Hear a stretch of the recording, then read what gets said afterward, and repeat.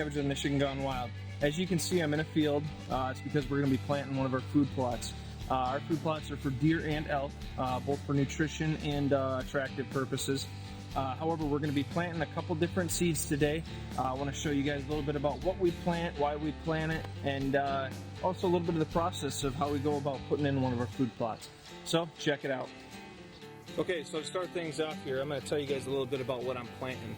I don't really go by any certain brand or anything like that. I look at ingredients. Most of the products on the market these days have roughly the same ingredients if they're stating they're doing a certain thing for the animal. So what we start off with here is I got buckwheat, and I'll show you guys the seeds here in a second. Buckwheat it's not very nutritious. However, the deer and the elk love it, and it gives them food all summer long. However, the only bad thing about buckwheat is it dies after the first frost. So the next thing we have here is clover.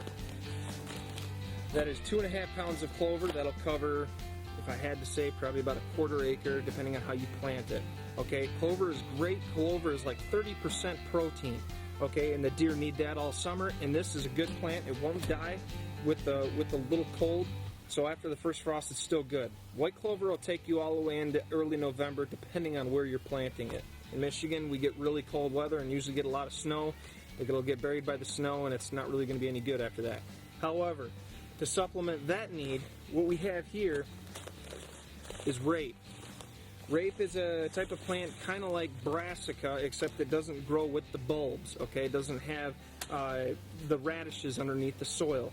However, the plant itself, the leaves, after the first frost, it will turn to sugar, and you can, as long as the deer can get to it, the deer and elk can get to it, they'll be going after it well after there's snow on the ground.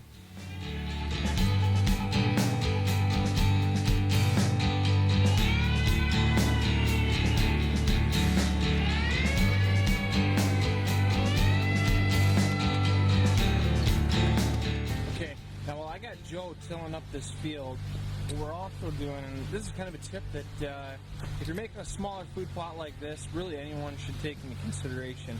Now our tree stands back in this corner right over here.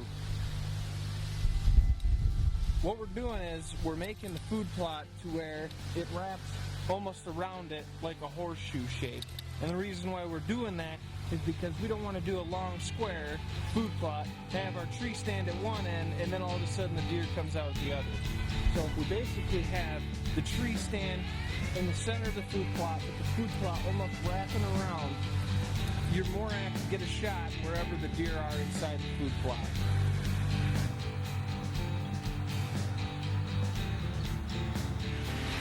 Alright, first to go in here is going to be the buckwheat, okay?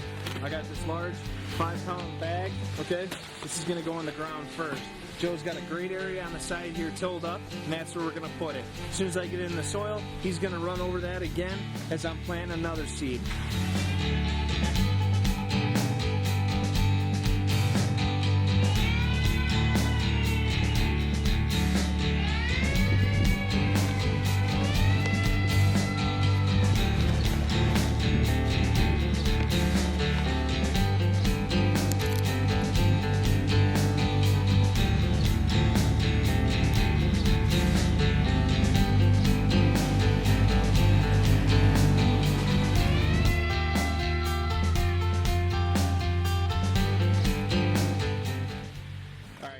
Is all planted. Now Joe's just going to till it under. So what we're doing next, Joe's cleaning up an area right now, finishing up the tilling.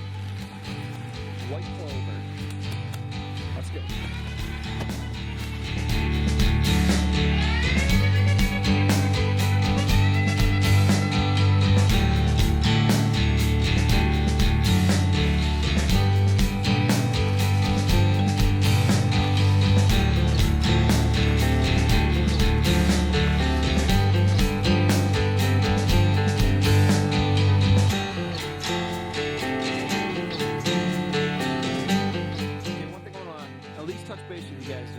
When you're planting seed, make sure you actually put it in the soil. If you don't put it down far enough, the birds are going to get it.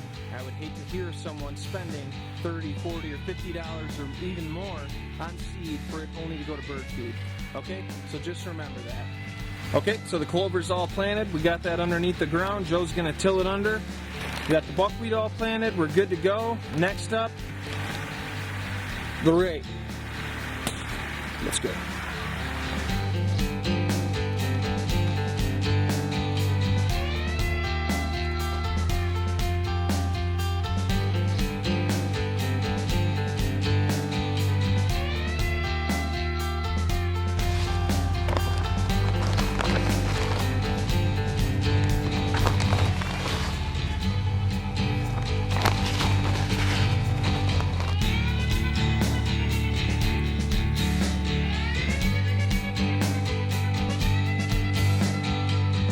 Now, because we planted the rape in here, we can utilize this all of December in the late bow season as well. As long as those deer can paw at the snow and get down to that rape, we can still kill deer off it.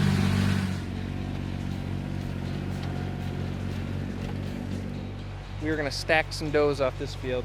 We got a major doe problem in this area, and I got a major freezer problem. My freezer's empty right now. That's a problem.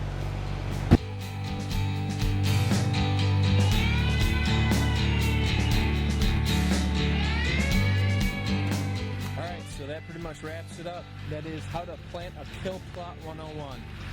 Joe's just doing the finishing touches right now. He's covering up the seed. If you guys like this video, like it, share it, subscribe. If you have any comments or questions, leave them down below. We love talking to our fans, love talking to everyone, just talking hunting. So as always, stay wild.